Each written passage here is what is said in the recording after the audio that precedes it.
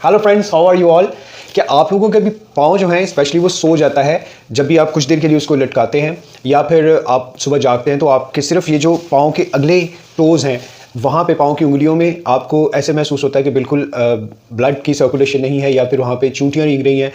या वहाँ पे नमनेस है, आपको कुछ भी फील नहीं हो रहा। तो उसके लिए मैं आप लोगों को दो चार चीज़ें बता रहा हूँ, उसको आप फॉलो कीजिएगा। नंबर वन, आपने क्या करना है कि सबसे पहले अपने पाँव को इस तरह से यहाँ पे रख लीजिएगा, अगर आप रख सकते हैं, या किसी भी बेड पे या किसी भी चीज़ पे। तो उसमें आपने क्या करना है, जिस तरह आप स्क्रब करते हैं उस तरह से कीजिएगा अपनी उंगलियों के साथ, यानी कि यहाँ पे अपनी जो इंडेक्स फिंगर है उससे अपना इस टो के दरमियान